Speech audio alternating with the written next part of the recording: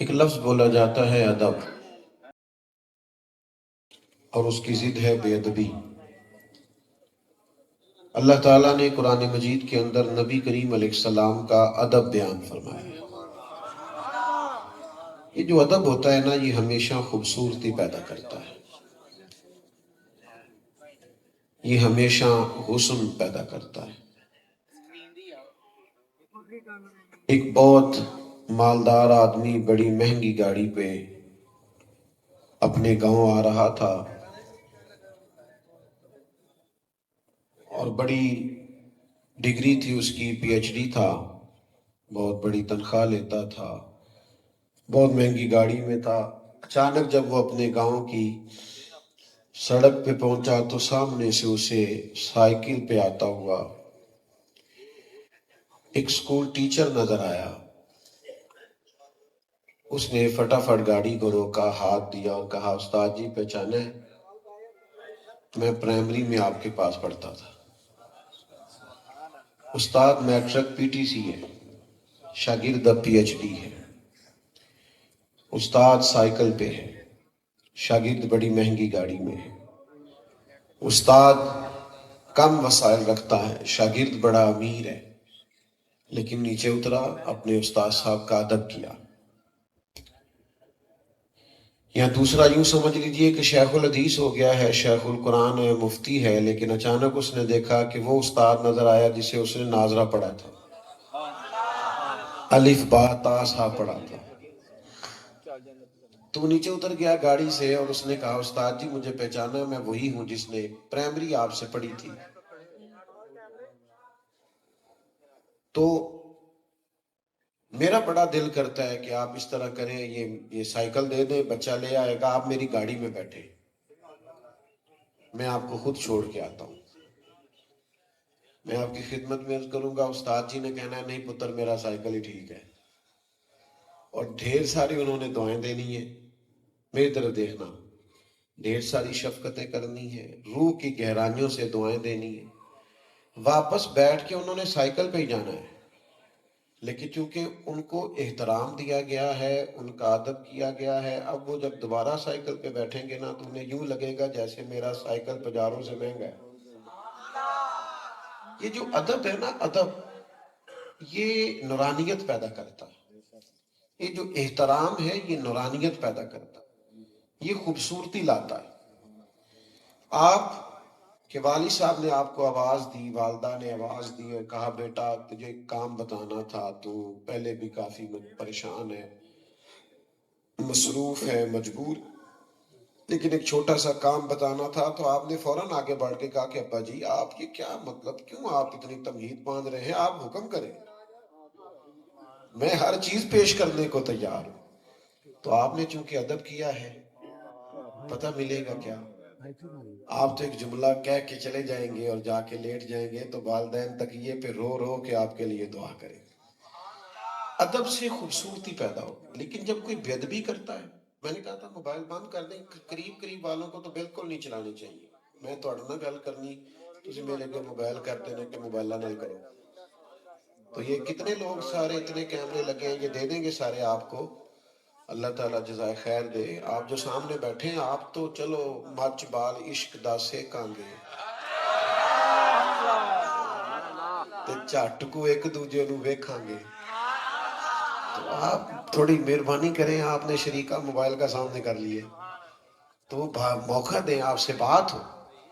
ابا جی نے یا اماں جی نے آپ سے کوئی بات کی، لیکن آپ نے کہہ دیا آپ مجھے کام ہی بتاتے رہتے ہیں، میرے اور بھی اب بڑے مسئلے ہیں، بڑے خرچے ہیں، تو آپ نے کوئی بے ادبی نہیں کی لیکن ادب بھی نہیں کیا، تو بیچارے ساری رات پریشان رہیں گے میں نے بات کیوں کی۔ دوستو ادب نعمت ہے، ادب دولت ہے، ادب کمال ہے۔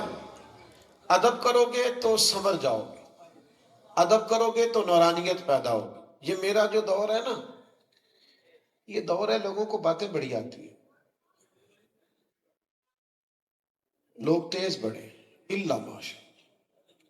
میں دوستوں سے اکثر کہا کرتا ہوں کہ پچھلے زمانے میں نا لوگ لوگوں کو شیشے میں اتارتے تھے، اب زیادہ تیز ہو گئے، اب تو شیشیوں میں بھی اتار لیتے، چھوٹی چھوٹی شیشیوں میں بھی اتار، چاپلوسیاں، خوش آمدید، دعوتیں، آنا جانا، کسی کو سمجھانا، تو اس سے نقصان کیا ہوتا ہے؟ جب بڑی تیزی کو دکھاتا ہے تو ادب نہیں قائم رہتا۔ آپ بعض ایسے لوگوں کے بارے میں بھی وہ کچھ کر رہے ہوتے ہیں جہاں آپ کو ادب کرنا چاہیے۔ دیکھیں نا، بزرگوں کے بارے میں تو یہ ہے ان سے دعا لی جائے، لیکن ہم فوٹو لے رہے ہیں۔ وہ ادب کہاں گیا؟ وہ احترام کہاں گیا؟ جس کو لوگ نیک جانتے تھے اس کے بارے میں لوگ بات سمجھنا زیادہ ضروری جانتے تھے۔ تعظیم زندگی میں کریں۔ نبی پاک علیہ السلام کا فرمان بخاری میں موجود ہے، حضور فرماتے ہیں جس نے 3 لوگوں کی عزت کی نا، وہ سمجھے میں نے اپنے رب کا احترام کیا۔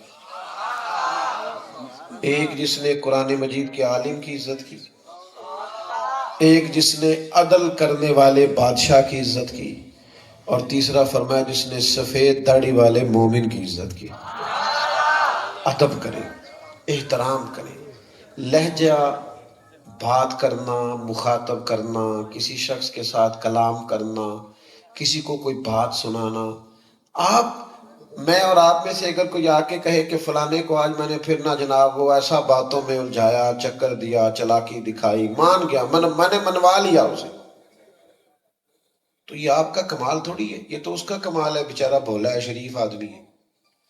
آپ اس کو تیزی نہ سمجھیں، آپ ادب کے دائرے سے باہر ہوئے، آپ نے غلط کام کیا ہے، کہنے والے تو کہہ ہی دیتے ہیں، سننے والے کمال کرتے ہیں۔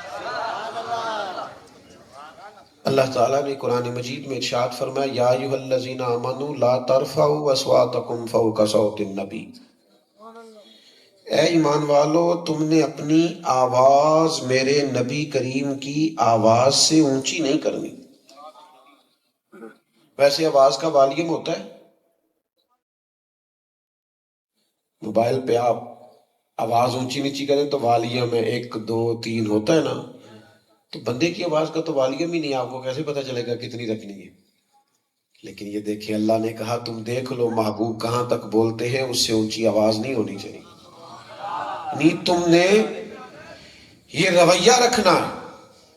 ایک صحابی تھے حضرت ثابت بن قیس بن شماس انصاری رضی اللہ تعالیٰ عنہ، انہیں شکل سماعت کا عارضہ تھا، یعنی تھوڑا اونچا سنتے تھے۔ جو لوگ اونچا سنتے ہیں بولتے بھی اونچا ہیں، وہ سمجھتے ہیں سارے ہی بولے گے، تھوڑا اونچا جو سنتا ہے وہ بولتا بھی ذرا اونچا ہے۔ تو حضرت ثابت بن قیس تھوڑا نا حضور کوئی بات کرتے تو اونچا بولتے، یا رسول اللہ سمجھ نہیں آئی، تو جب یہ آیت نازل ہوئی نا تو گھر اپنے آپ کو بند کر لیا، رونے لگے، کہنے لگے یہ تو میرے بارے میں آ گیا، میں ہی تو اونچا بولتا تھا۔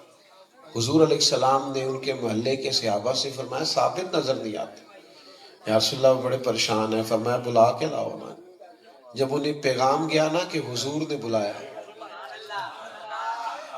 یعنی حضور نے بلایا ہے، جے محبوب بلاوے ایک دم پھر سر نو پیر بنائیے، او سر منگے تے سر دے دئیے، تے کدے بھی دیر نہ لائیے، تے یار دا کدے بھی گلا نہ کریے، پاواں سیک دے ہی مر جائیے، سجنا یا تے لائیے ہی نہ، تے جے لائیے تے پھر توڑ نہیں بھائیے۔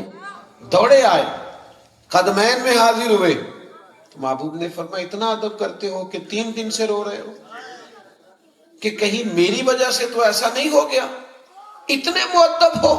فرمایا سنو پھر اللہ تمہیں عزت والی زندگی دے گا، شہادت کی موت دے گا، اور بغیر حساب کے جنت عطا کرے گا۔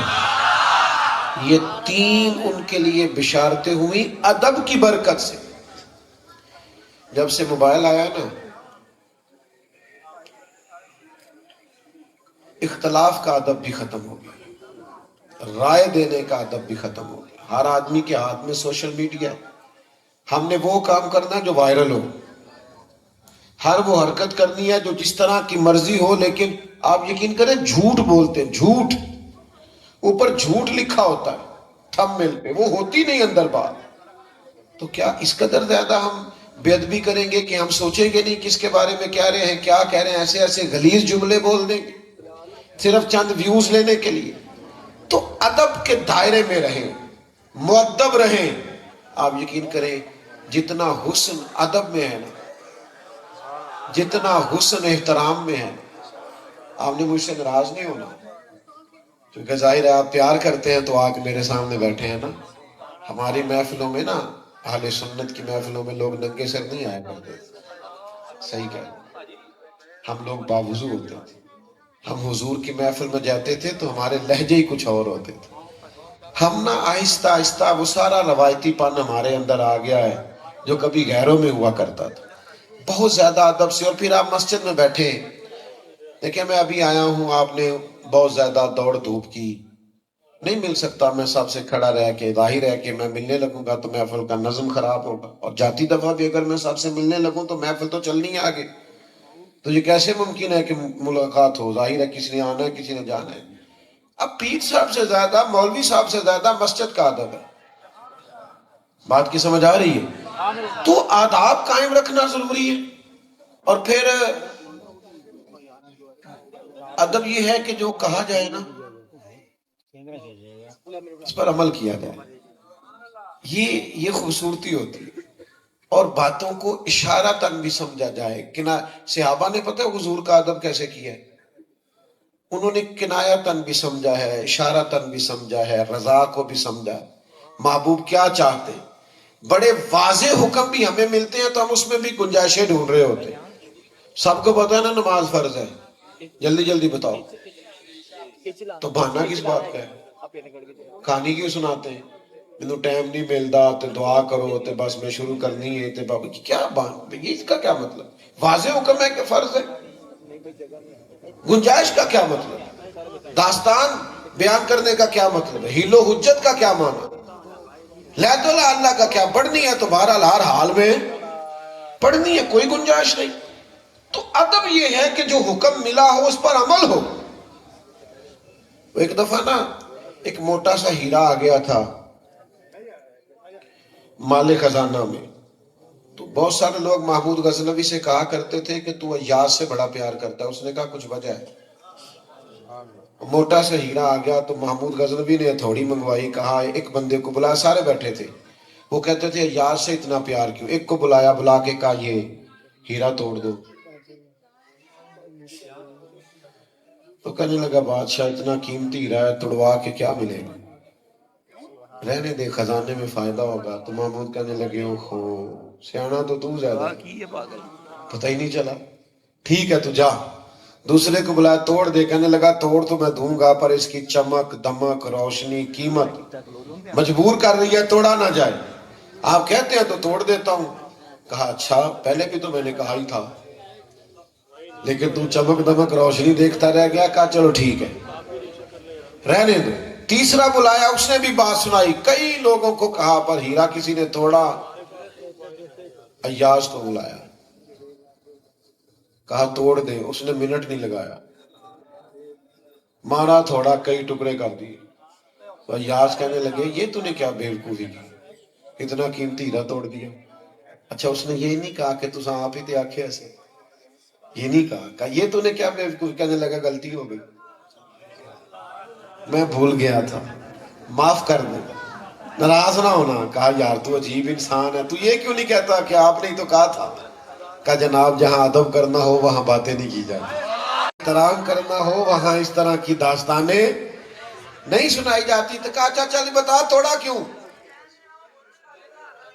بھائی کیوں توڑا تو نے اتنا قیمتی ہیرا؟ تو نے سوچا نہیں ایک منٹ کے لیے بھی کہ کروڑوں کا ہے، اربوں کا ہے، توڑ دیا؟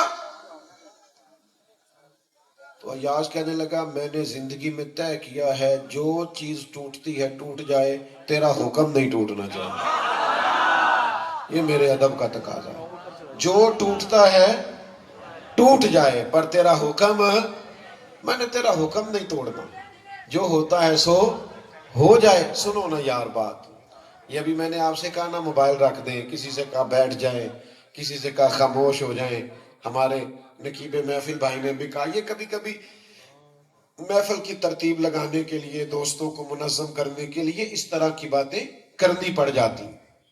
مولانا تشریف لائے، انہوں نے بھی کچھ کہا ہوگا، سمجھایا ہوگا، یہ باتوں کا تھوڑا بہت کہنا پڑتا ہے۔ حضور خطبہ جمعہ دے رہے تھے صلی اللہ تعالی علیہ وسلم، تو کچھ لوگ کھڑے ہو گئے، سرکار نے فرمایا بیٹھ جاؤ، نام نہیں لیا، بس بیٹھ جاؤ. ایک ابھی مسجد نبوی کے دروازے میں تھے، ان کے کانوں میں آواز آئی، وہ وہیں بیٹھ گئے. ایک بنو غنم قبیلے میں ابھی وہاں تھے، وہاں کانوں میں آواز گئی بیٹھ جاؤ، تو وہ وہیں. زبان حال سے پوچھا جا رہا ہے کہ نہ تمہیں کہا، نہ تمہیں کہا، نہ تمہیں کہا. کہا تو فلاں کو تھا، تم بیٹھ گئے. کہا اپنے نام تو نہیں نہ لیا. تے سانو قید سجن دا گہنا ہے، وہ جج رکھے اسانج رہنا ہے. ہم نے نہ کبھی قطرے پہ غور کیا اور نہ دریا دیکھا، بس جہاں تیری جھلک دیکھی وہیں ڈوب گئے. ہمارے ادب کا تقاضا ہے، ادب کا. لوگ کہتے ہیں کہ تم لوگوں کو ادب ہی کراتے رہتے ہو، ہم تعلیمات پہ عمل کرنے کی بات کرتے ہیں. میں نے کہا ہم بھی تعلیمات، ہم سے زیادہ نہیں آپ تعلیمات بیان کر سکتے، لیکن جو ادب نہیں کرے گا وہ تعلیم پہ عمل کیسے کرے گا؟ ادب کرے گا تو تعلیم پہ عمل ہوگا نا. میں بس بات کو تھوڑی دیر میں ختم کرنے لگا ہوں. اب میں آپ سے یہ تو نہیں کہہ سکتا کہ آپ خاموش نہیں ہو رہے، میں نے بارہا عرض کیا ہے. تو اصل میں کچھ سارے لائیو ہوتے ہیں، ڈھیر سارے بندے تو لائیو ہوتے ہیں، تو جو لائیو ہوتے ہیں انہوں نے پھر ساتھ ساتھ کچھ نہ کچھ بیان بھی کرنا ہوتا ہے، تو تقریر میں ایک نئی تقریر شروع ہو جاتی ہے. تو اس لیے میں بس بات سمیٹ دوں گا. میں ویسے بھی اسی وعدے سے آیا تھا کہ میں تھوڑی دیر کے لیے حاضر رہوں گا آپ کے سامنے، تھوڑا مجھے موقع دے ایک دو بات عرض کر سکوں. میرے عزیز، ادب جو ہوتا ہے نا، ادب، اس میں طاقت بڑی ہے، اس میں قوت ہے. ادب سے وابستگی کا پتہ چلتا ہے، اس سے وابستگی کا، اس سے نظم و ضبط کا پتہ چلتا ہے. یعنی فلاں نے کہا یہ کر دو، یار کتنا ادب ہے، بات پھر کسی نے سانس بھی اونچا نہیں لی. یہ ادب سے نظم و ضبط کا، وابستگی کا، ماحول کا پتہ چلتا ہے.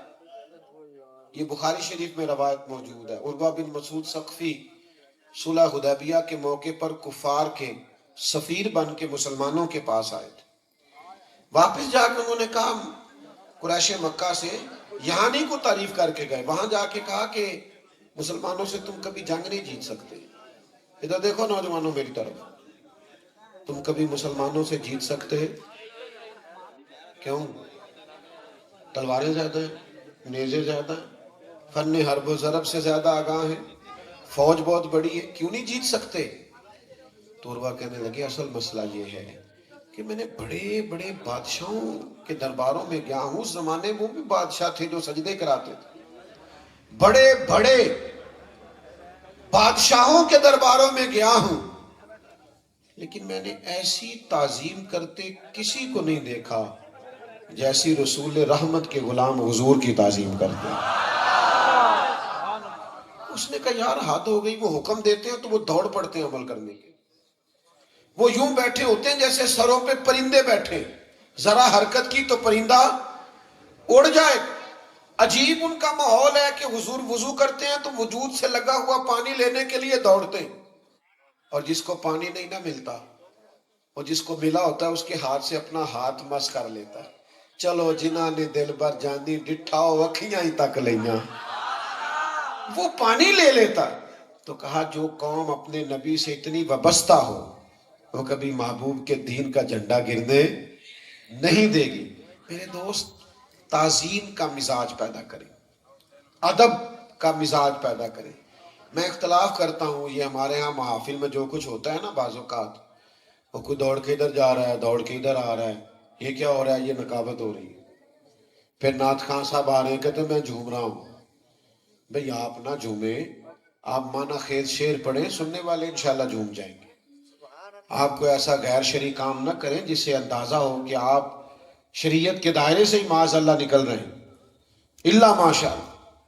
تو حضور کا ذکر پاک جو ہے یہ زیادہ ادب مانگتا ہے، ادب، تعظیم. ایسے بھی بعض لوگ کہتے ہیں جو کتاب میں لکھا تھا میں نے پڑھ کے سنا دیا.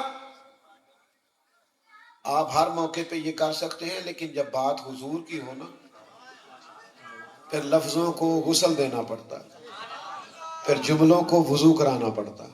کس حدیث میں لکھا ہے کہ حدیث لکھنے سے پہلے، کہاں حضور نے فرمایا کہ حدیث لکھنے سے پہلے 2 رکعت نماز پڑھو، خوشبو لگاؤ، لباس پہنو؟ کہاں لکھا ہے؟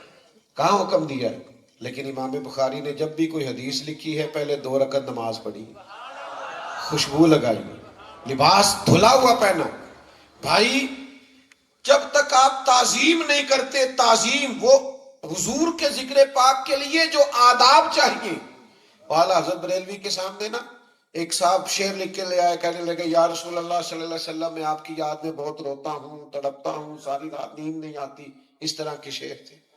اعلیٰ حضرت فرمانے لگے واقعی ساری رات نہیں سوتے آپ؟ کہنے لگے نہیں جی یہ تو شعر ہیں. تو فرمایا حضور کی بارگاہ میں جھوٹ بولتے ہیں؟ معاذ اللہ ثم معاذ. سرکار کے حضور سچ کہو، جو کیفیت ہے وہ کہو. اے پائے نظر ہوش میں آ، یہ کوہ نبی ہے. آنکھوں سے بھی چلنا یہاں بے ادبی ہے. تو آپ سرکار کے حضور جب حاضر ہوں گے تو کمال ادب سے، کمال احترام سے حرم کی زمین اور قدم رکھ کے چلنا. ارے سر کا موقع ہے ہو جانے والا. خوبصورت لب و لہجے میں، خوبصورت انداز میں دو بھائی اکٹھے بیٹھے ہوں، چھوٹا بھائی بڑا بھائی. چھوٹا جو ہے اس کی تعلیم بھی زیادہ ہے، پیسے بھی زیادہ کماتا ہے اور شہرت بھی زیادہ ہے. تو بڑے کی تعلیم بھی کوئی نہیں، پیسے بھی کوئی نہیں، شہرت بھی کوئی نہیں. لیکن دونوں اکٹھے بیٹھے ہوں تو ایک بندہ پوچھ لے تم میں سے بڑا کون ہے؟ تو تعلیم بتانی ہے کہ عمر؟ جلدی بتاؤ یار. پیسے بتانے ہیں کہ عمر؟ شہرت بتانی ہے کہ عمر؟ یہی ہوتا ہے. بھی بڑا کون ہے؟ وہ کہتا ہے جی یہ میرے بھائی جان بڑے ہیں. بڑا خود بھی کہتا ہے جی میں بڑا ہوں، یہ چھوٹا ہے. ایسے ہی ہوتا ہے نا، چاہے جتنا مرضی آگے نکل جائے. حضور علیہ السلام کے چچا ہیں جناب عباس. کسی نے پوچھا آپ بڑے ہیں کہ حضور؟ تو جو پوچھ رہا ہے پتہ اسے بھی ہے کہ نبی پاک امام الانبیاء سید الرسل ہے. اسے پتہ ہے کہ سرکار کا درجہ اور مقام کیا ہے. اس نے کہا آپ بڑے ہیں کہ حضور؟ تو یہ ہے حضور کی بارگاہ کا ادب. حضرت عباس چچا ہیں پر پھر بھی اس شخص سے فرمانے لگے کیا پوچھا؟ میں بڑا ہوں کہ حضور؟ پتہ تھا عمر پوچھ رہے. کہنے لگے یہ ذرا جواب دیکھنا. کہنے لگے بڑے تو حضور ہی ہیں، پیدا پہلے میں ہوا تھا. بڑے حضور ہی ہیں، پیدا پہلے. تو بھائی آداب کا میں بات سمیٹنے لگا ہوں. اپنے والدین کا ادب کبھی نہ چھوڑنا. یاروں کو فون کرتے ہو نا آج روٹی باہر کھانی ہے، کبھی کبھی ابا جی کو بھی کرو. ابا جی آج آپ نے میرے بغیر کھانا نہیں کھانا.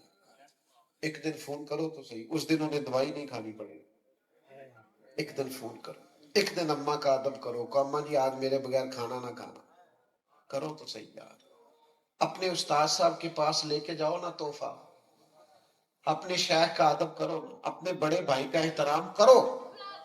آپ اکرام کرنا شروع کر دیں، سوسائٹی میں خوبصورتی پیدا ہونے لگے، ماحول میں حسن آنے لگے گا. علامہ اسماعیل حق کی روایت لائے ہیں. ایک شخص نے عرض کیا تھا کہ میں جو کام بھی کرتا ہوں میرے کام میں برکت نہیں ہوتی، نقصان ہو جاتا ہے. تو فرمایا تو کہیں سفید داڑھی والوں کو پشت کر کے تو نہیں چلتا؟